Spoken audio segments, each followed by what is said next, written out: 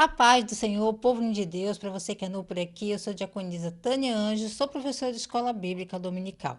Estamos estudando o primeiro trimestre das lições bíblicas da editora CPAD da classe dos adultos, que tem o tema O Corpo de Cristo, Origem, Natureza e Missão da Igreja no Mundo. A lição de hoje é a lição 4, a Igreja e o Reino de Deus. O textual vai nos dizer assim: o tempo está cumprido e o reino de Deus está próximo. Arrependei-vos e crede no Evangelho. Marcos, capítulo 1, versículo 15. Marcos, ele escreveu sobre o cumprimento do tempo predito por tantos profetas do Antigo Testamento, que havia chegado o tão esperado rei de Israel e o reino prometido pelo qual a nação esperava há tanto tempo. Chegara a hora, as profecias estavam finalmente sendo cumpridas. Era a hora da nação se arrepender.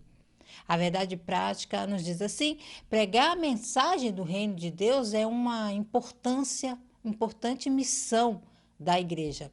A missão da igreja é pregar o evangelho do reino de Deus e fazer discípulos em todo o mundo, ensinando-lhe exatamente o que Jesus ensinou. A leitura bíblica em classe se encontra no Evangelho de São Marcos, capítulo 1, do versículo 14 ao 17. Os objetivos da lição é relacionar a natureza do reino de Deus com a nação de Israel, bem como o seu propósito com a existência da igreja.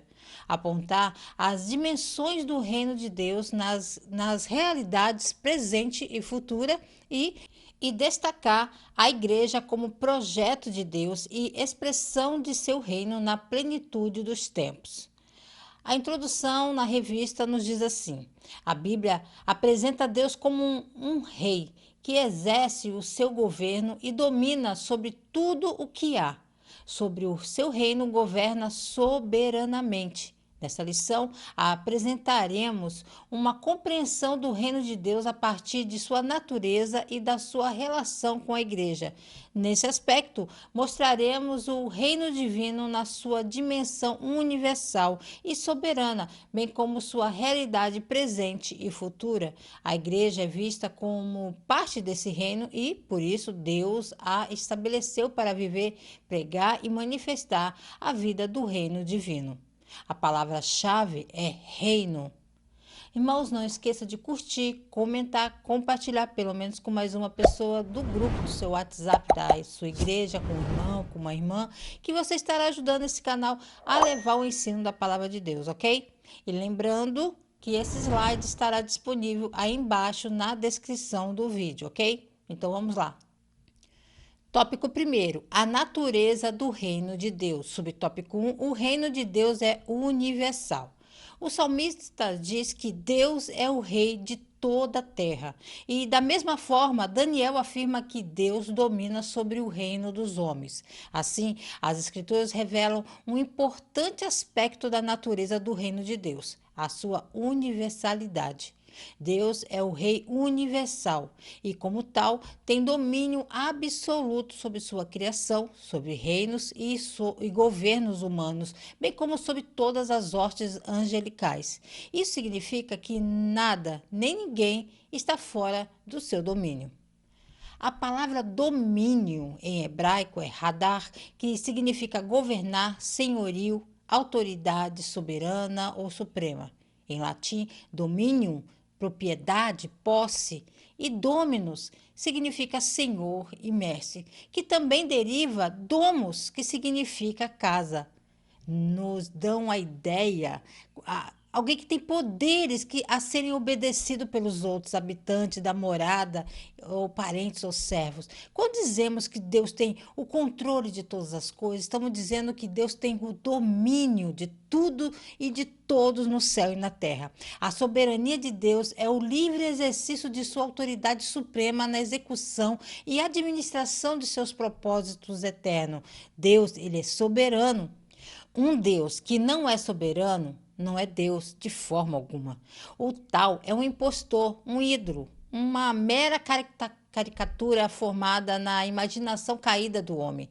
Um Deus que não é totalmente soberano, não é digno de nossa adoração, muito menos de nosso testemunho. A Bíblia proclama para todos ouvirem que o Senhor reina. Deus é exatamente quem as Escrituras declaram que Ele é.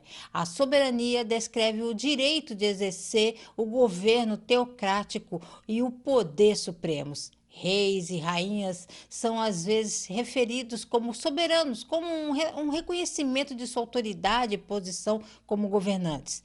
Deus é soberano, ele tem poder completo e controle final sobre todas as coisas passadas, presentes e futuras. Nada acontece fora dos seus planos e propósitos. Lembre-se dos atributos de Deus. Ele é bom, imutável, fiel, perfeito em sabedoria e conhecimento. E ele nos ama com um amor infalível. Ele é o soberano Senhor dos céus e da terra, cuja autoridade suprema está sobre tudo. Esta é a principal primícia das Escrituras. A onipotência de Deus nos mostra que ele é a autoridade máxima.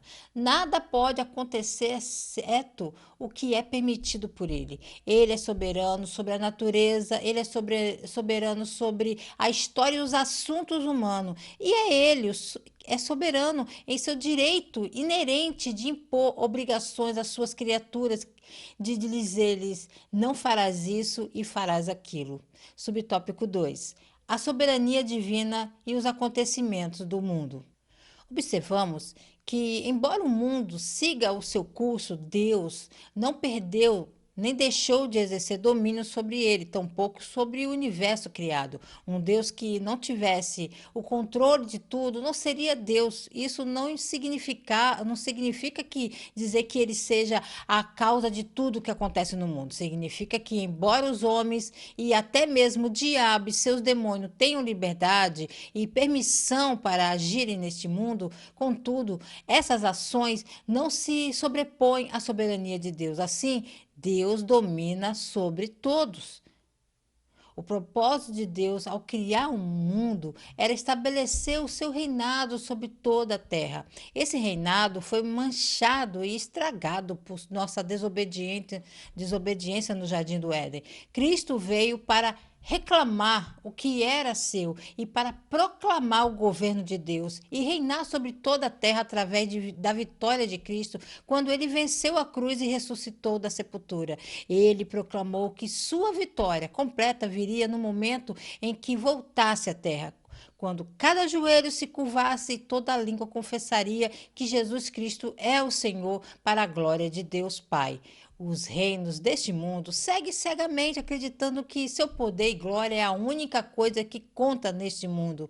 Eles não veem que há uma mão eterna trabalhando nos bastidores que determina o destino de cada indivíduo e de cada nação. O salmista nos assegura: o Senhor reina, alegre-se a terra. Alguns dizem que Deus é soberano, mas a soberania de Deus é limitada pela liberdade humana. Se assim fosse, quem seria soberano? Foi-nos dada uma medida de liberdade pelo nosso Criador, mas a nossa liberdade é sempre em toda a parte limitada pela liberdade de Deus. Deus é soberano, não nós mesmos. A sua soberania se estende a todas as coisas, não apenas a criação do mundo, mas a sustentação e o governo do mundo. E o que descrevemos como as leis da natureza apenas descrevem as maneiras ordinárias pelas quais Deus, em sua soberania, governa a natureza. Subtópico 3. O reino de Deus, a nação de Israel e a igreja. O Antigo Testamento revela que Deus escolheu um povo, Israel, para reinar sobre ele e através dele em um governo soberano e teocrático. Quando Israel estava organizado em um regime tribal, Deus reinava sobre ele de forma soberana, exercendo o seu governo teocrático sobre seu antigo povo. Israel, por isso, era um reino sacerdotal. Dessa forma, quando escolheu Israel, Deus tinha o propósito de abençoar essa nação e, por meio dela, todos os povos. Esse propósito se concretizou na pessoa de Jesus Cristo, o filho de Davi, que, por intermédio de sua morte e ressurreição, estabeleceu a igreja. Explicar o reino de Deus para um jovem, eu dou aula para os jovens atualmente na igreja. Então, explicar o reino de Deus é como você estivesse assistindo. Se você assistir um filme, uma série, do terceiro episódio em diante, você vai, se você prestar bem atenção, você vai conseguir descobrir, distinguir quem são os personagens principais, mas nunca vai entender por que termina do jeito que terminou aquela série ou aquele filme. Você não terá uma visão sobre as motivações e o caráter real das pessoas da série. Assim é como o reino de Deus. Não começa em Mateus 4 com o anúncio de Jesus. Pelo contrário, começa muito antes no livro de Êxodo. Começa com o povo e a nação chamados de Israel. Quando olhamos para Israel como o exemplo escolhido por Deus para o mundo, precisamos entender do que realmente se trata. Deus escolheu um povo, uma nação, para ser o exemplo para todos e temos que olhar para isso para aprender. O título da série, O Reino de Deus, começa no deserto e começa pelas pessoas, simplesmente começa com um plano nacional. Agora, Deus ama cada tribo, cada povo, cada nação. No entanto, Deus escolheu um povo, uma nação, para ser um exemplo, para aprender como essa nação lida com Deus. É como ser o filho mais velho de uma família com muitos irmãos. Nós, pais, geralmente somos mais exigentes com os filhos mais velhos, não é verdade? A gente espera que eles deem exemplo para os outros irmãos mais novos. Na família das nações de Deus, há apenas um primogênito, o povo de Israel. Deus espera que seus seguidores observassem e aprendessem com a maneira como ele interage com o povo de Israel. O reino de Deus não era só para Israel. No início, Deus diz a Abraão: Eu vou te abençoar e por vosso intermédio abençoarei todas as nações do mundo. Todas as nações, todas as tribos, todas as línguas, todos os povos em todos os lugares unidos sob a realeza do único e verdadeiro Deus. Parafraseando aqui, esse é o plano de redenção de Deus. Às vezes olhamos para o plano de redenção de Deus e pensamos que Jesus veio e morreu na cruz por mim para que eu possa viver para sempre com ele. Isso é verdade e bom, mas Deus tem um plano global de redenção. Deus também tem um plano para resgatar toda a tribo, cada povo e cada língua. Israel tinha o reino. Israel perdeu o reino. E durante anos Israel clamou dizendo: Deus, restaura-nos. Nós nos arrependemos. Você se voltaria para nós? Então Jesus aparece pregando o evangelho do reino. Ele disse a seus discípulos: ide pregar o evangelho do reino.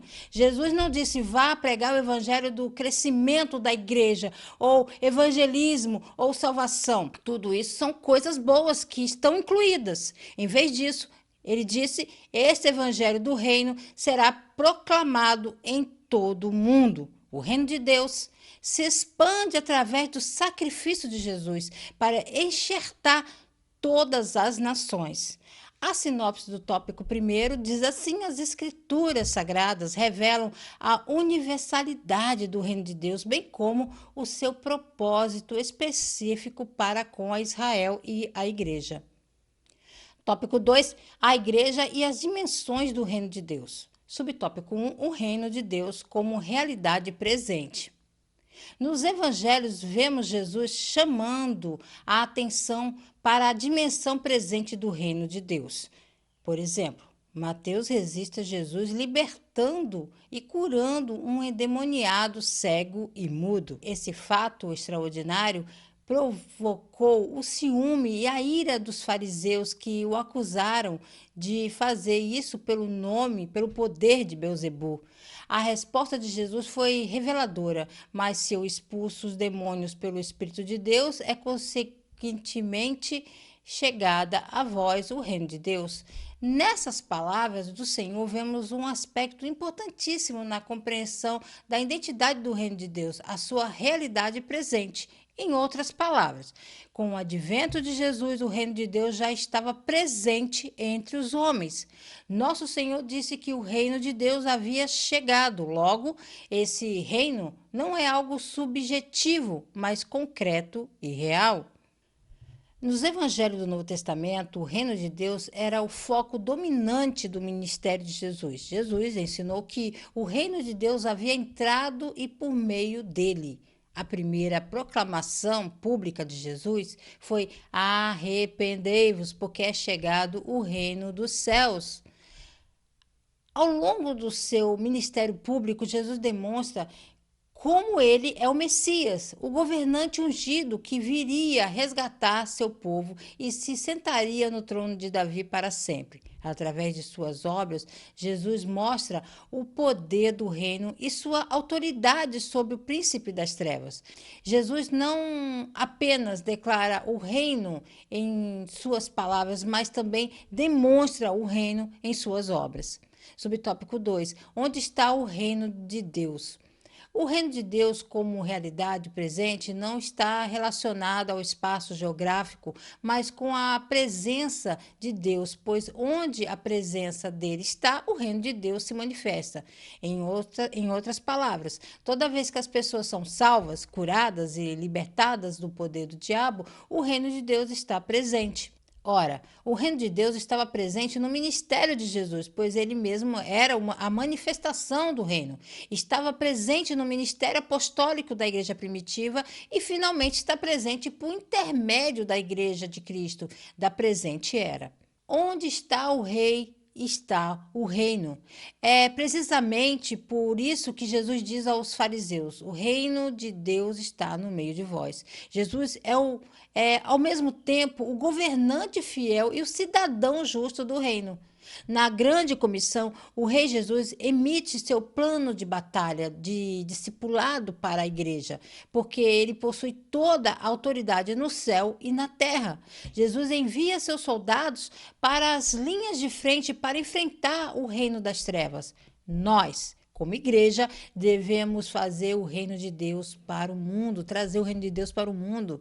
É por isso que oramos: venha o teu reino, seja feita a tua vontade na terra como no céu. A última pergunta dos discípulos a Jesus antes de sua ascensão foi: Senhor, tu restaurarás o reino de Israel? Jesus respondeu: não vos compete conhecer os tempos nem as estações que o Pai fixou por sua própria autoridade. Ele não disse que não, mas não disse quando. Ele disse: recebereis poder do Espírito Santo quando ele vier sobre vós, e sereis minha testemunha em Jerusalém, Judéia, na Samaria e nos confins da terra. A maioria das nações judaicas rejeitou o messianismo de Jesus. O Espírito Santo veio aos discípulos com poder e ousadia. Eles levaram as boas novas do reino para todo mundo, viraram o mundo de cabeça para baixo. Lemos dos mesmos discípulos judeus espalhando a notícia globalmente. Ao trazer a mensagem, eles cumpriram a profecia de Israel como uma luz para as nações. João Calvino disse que a tarefa da igreja é tornar visível o reino invisível. Fazemos isso vivendo de tal forma que damos testemunho da realidade da realeza de Cristo em nossas vidas, porque Deus em Cristo é Rei sobre todas as esferas de nossas vidas. A única maneira pela qual o reino de Deus se manifestará neste mundo antes da vinda de Cristo é se o manifestarmos pela maneira como vivemos como cidadãos do céu e súditos do Rei. Subtópico 3. O reino de Deus como realidade futura. Assim como o reino de Deus possui uma dimensão presente, ele também possui uma dimensão futura. Esse é o aspecto escatológico do reino de Deus. Escrevendo aos Coríntios, o apóstolo Paulo destaca os tipos de pessoas que ficariam de fora desse reino vindouro. Embora o reino de Deus seja uma realidade presente hoje e mesmo sendo possível já experimentá-la agora, contudo, ele se manifestará na sua plenitude na era vindoura. O milênio, o reinado de 1000 anos sobre a terra faz parte dessa dimensão futura do reino de Deus. Quando João Batista sai do deserto com seu anúncio urgente, arrependei-vos, pois o reino de Deus está próximo, voltamos a vê-lo quando Jesus aparece em cena com o mesmo pronunciamento. Se o reino de Deus consiste em todo o universo sobre o qual Deus reina, por que alguém anunciaria que o reino de Deus estava próximo ou prestes a acontecer? No centro desse tema está a ideia do reino messiânico de Deus. É um reino que será governado pelo Messias, designado por Deus, que não será apenas o redentor de seu povo, mas seu rei. Então, quando João fala da proximidade radical desse avanço, da instrução do reino de Deus, ele está falando desse reino do Messias. Em Atos capítulo 14, versículo 22, 1 Coríntios, capítulo 6, versículo 9 e 10, e capítulo 15, 50, Gálatas 5, 21, 1 Tessalonicenses, capítulo 2, versículo 12, somos ensinados que somente os cristãos entrarão no reino. Os injustos não podem herdar o reino, eles vão para o castigo eterno. Somente os justos vão para o reino milenar que se torna o reino eterno. Jesus estava se referindo ao futuro reino milenar, no qual só os cristãos entrarão. Na verdade, ninguém pode entrar no reino eterno chamado Nova Terra e Novo Céu, a menos que viva no reino milenar. No reino terreno milenar não haverá doenças e os homens viverão centenas de anos. Basta ler Isaías 65, versículo 17 ao 25. Esta passagem não pode estar descrevendo o estado eterno, uma vez que ninguém morre no estado eterno. Portanto, a resposta para a pergunta o que Jesus quis dizer com o reino é que ele anunciou que o reino estava próximo. Ele era o rei do reino e eles estariam experimentando os benefícios do reino. O reino já era, mas ainda não tinha chegado. De fato, se os judeus o tivessem aceitado como rei, ele teria imediatamente se tornado rei e o reino milenar teria começado. A sinopse do tópico 2 diz assim: o reino de Deus possui uma dimensão presente, mas ele também possui uma dimensão futura, ou seja, escatológica.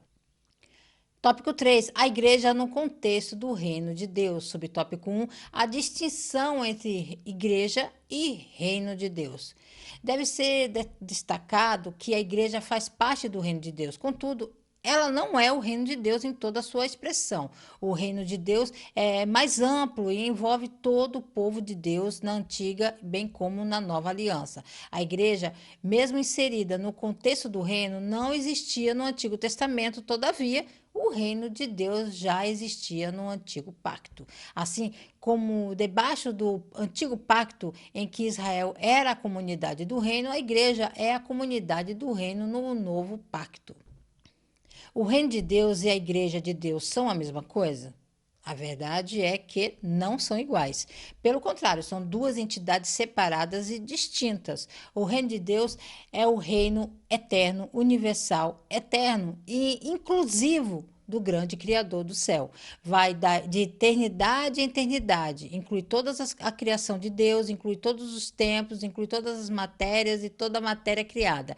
Inclui todas as coisas do céu, os anjos, inclui todas as coisas da terra, a humanidade, e nela se fundirão finalmente todas as coisas, até mesmo o reino dos céus. A igreja é uma entidade completamente diferente. A igreja é o corpo de Cristo.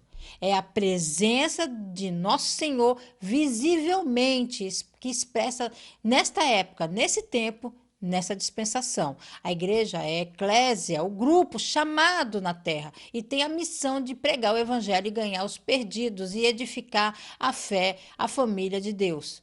A igreja é a noiva de Jesus e devemos amá-la. A igreja é o corpo de Cristo e devemos construí-la. No entanto, Jesus Foi Jesus quem enquadrou o Evangelho como uma boa notícia, boas novas, sobre uma nova realidade, o reino de Deus, através da presença de um novo rei, Jesus. Embora a igreja e suas atividades possam caber o reino, você não pode espremer o reino na igreja. Quando tentamos encaixar o reino em nossas caixas de igreja, criamos pessoas da igreja em vez de pessoas do reino. E há uma enorme diferença entre os dois. Por meio da justiça e retidão, paz e amor, vida eterna e uma infinidade de outras características divinas que definem o reino de Deus, revela-se como um reino vibrante, dinâmico, onde a justiça e a retidão formam a espinha dorsal. Permanece como um lugar de paz e amor, ao mesmo tempo reconfortante e fundamental. E a vida eterna? Não se trata de flutuar nas nuvens, é uma existência profunda e transformada, um assento na primeira fila para a obra-prima de Deus em desenvolvimento. Subtópico 2. A igreja expressa o reino de Deus. A igreja foi idealizada e projetada por Deus para ser a expressão de seu reino na plenitude dos tempos. Ela não é um improviso de Deus, nem um remendo que ele fez na história da salvação. Ela foi projetada e planejada, é a eleita de Deus. Isso significa que, debaixo do novo pacto, Deus deu à igreja a missão de fazer conhecido o seu plano e projeto de salvação para a humanidade.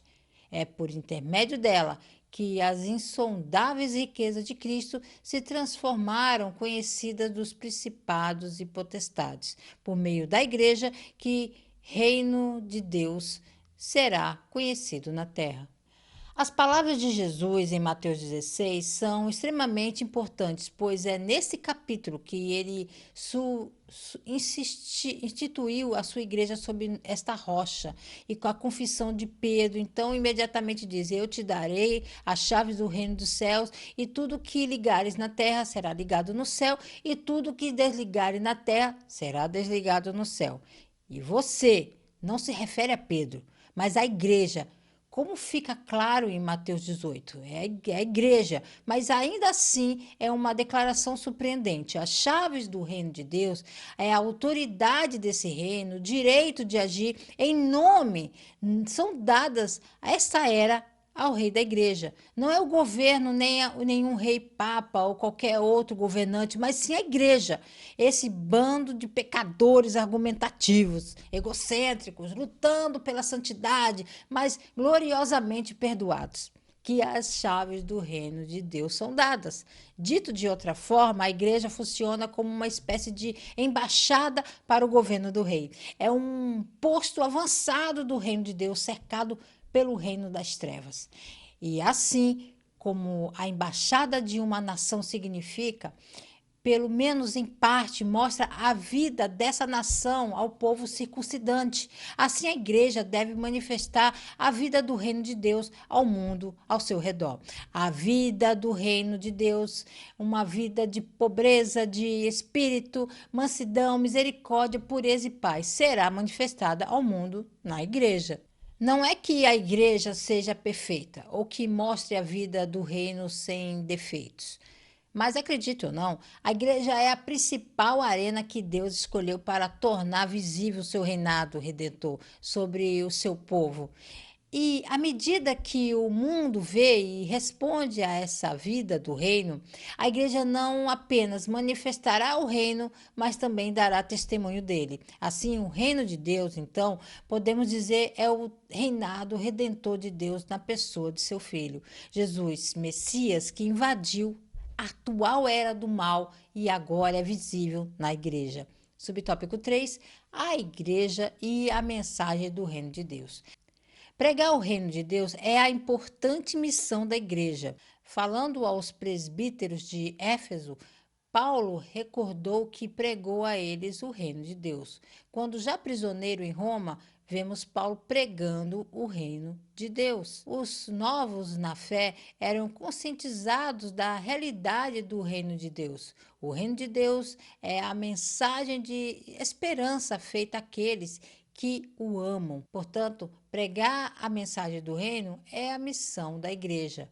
Essa missão só é executada quando a igreja local possui uma visão do reino. Isso significa que a igreja sabe o que o reino de Deus é e que importância ele tem. Quando esse entendimento não é claro, então a igreja local acaba saindo da sua rota e envereda por outros caminhos que a distanciam da sua missão, que é pregar a mensagem do reino de Deus. A esse respeito, Jesus foi bem claro em dizer que o seu reino não é deste mundo. Então, nós vemos que Jesus Cristo deu à sua igreja esse corpo de crentes espiritualmente transformados a responsabilidade de cumprir. A missão da igreja é pregar o evangelho do reino de Deus e fazer discípulos em todo o mundo, ensinando-os exatamente o que Jesus ensinou. O trabalho da igreja continua, não cessou quando os discípulos originais morreram. A principal tarefa dos apóstolos, a missão da igreja, passou para cada geração do povo de Deus. Jesus prometeu estar com seus seguidores enquanto eles realizavam essa obra, até que ele retornasse no final dos tempos. A igreja desempenha muitos papéis para trazer a salvação ao mundo. Ela permanece como a luz do mundo, é a casa ou família de Deus, como você preferir. É a mãe que nutre os filhos e filhas de Deus. Ela funciona como pilar e fundamento da verdade em um mundo espiritualmente confuso. A sinopse do tópico 3 nos diz assim: o reino de Deus é mais amplo e envolve todo o povo de Deus em todas as épocas. A igreja, porém, está inserida no reino de Deus. Na conclusão da lição, diz assim: nessa lição aprendemos um pouco mais sobre o reino de Deus. Como disse alguém, a igreja não é idêntica ao reino de Deus, pois este é maior do que ela. Todavia, a igreja é um instrumento presente do reino e que herdará o reino. Assim, o reino de Deus, em sua plenitude ou na sua manifestação final, incluirá todos os crentes que professam e professarão sua fé em Cristo, o Filho de Deus. Então, descobrimos que um reino existe no céu desde a criação. É o reino de Deus sobre os anjos e o universo. Há também um futuro reino chamado Reino Milenar, que fará a transição para o estado eterno. Esses reinos pertencem a Cristo e a Deus Pai. Ambos são reis e estão governando e governarão em honra e glória ao nosso Deus. A pregação que encoraja uma visão do reino ajuda as pessoas a saber que o chamado de Cristo é para fazer parte de seu reino e não é apenas uma decisão momentânea para que possam ir para o céu quando morrerem. Tal pregação pintará um quadro de como é o governo de Deus em suas vidas. Quando uma visão do reino for proclamada, as pessoas entenderão melhor a sua decisão de entregar suas vidas a Cristo. Deus abençoe você, sua casa, sua família, seus projetos. Querendo o Senhor, se Ele não voltar, estarei de volta aqui a mais um Resumo EBD. A paz do Senhor a todos.